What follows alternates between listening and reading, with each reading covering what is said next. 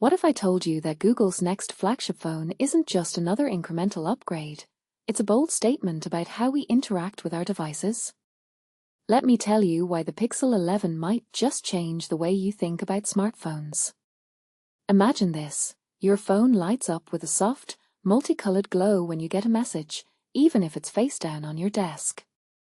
No screen, no distractions, just a subtle, almost human-like signal. That's not a sci-fi concept, it's the rumored HiLight feature coming to the Pixel 11. Personally, I think this is genius. Why? Because we're all drowning in notifications, and this could be the first step toward a future where our phones communicate with us in ways that don't require us to stare at a screen. But here's the catch: will people actually want this? What if it feels more like a gimmick than a useful feature? I'm curious to see if this becomes a trend, or if it's just another Google experiment that never takes off. Now, let's talk about the numbers. Google is reportedly hiking prices across the board for the Pixel 11 lineup. The base model starts at $899, which is a $100 jump from last year. And the foldable? A staggering $1,899. That's not just a price tag, it's a statement. From my perspective, this feels like Google trying to position itself as a premium brand, but at what cost? Are they chasing Apple's pricing strategy, or are they finally realizing that consumers are willing to pay for exclusivity? I mean, the Pixel 11 Pro Fold has a 120x digital zoom, which sounds impressive until you realize it's still just software magic. What makes this really interesting is how it reflects a broader industry shift. Hardware is becoming less about specs and more about ecosystem integration. But does that justify a $400 price hike? I'm skeptical, but I'll admit, I'm also curious to see if Google can convince us that this is worth it. Here's something that immediately stands out to me: the base Pixel 11 is losing its telephoto lens. That's not just a spec drop. It's a strategic choice. Why would Google remove a feature that's become standard in flagship phones? My theory? They're doubling down on AI-powered photography. If the Tensor G6 processor is any indication, the Pixel 11 might rely more on computational photography than raw hardware.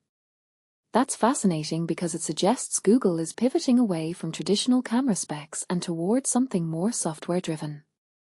But here's the rub: can AI really replace a physical lens? I've seen some amazing results from computational photography, but there's still a gap between what a real lens can do and what software can simulate. What many people don't realize is that this could be Google's way of cutting costs while still competing with the likes of Samsung and Apple. It's a gamble, but I respect the risk. And let's not forget the foldable.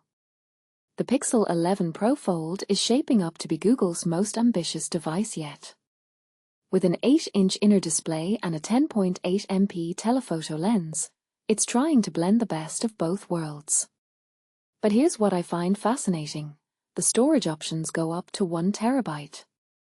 That's not just for photographers, it's for people who want their phone to act as a portable data vault.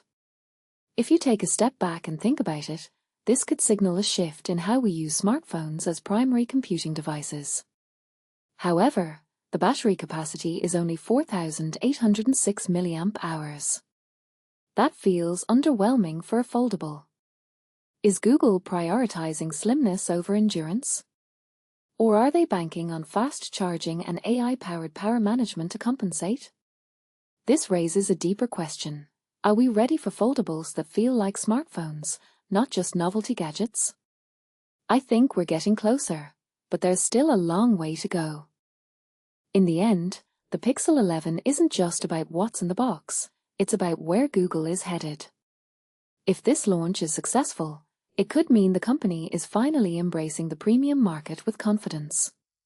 But if it flops, it might force them to rethink their entire strategy.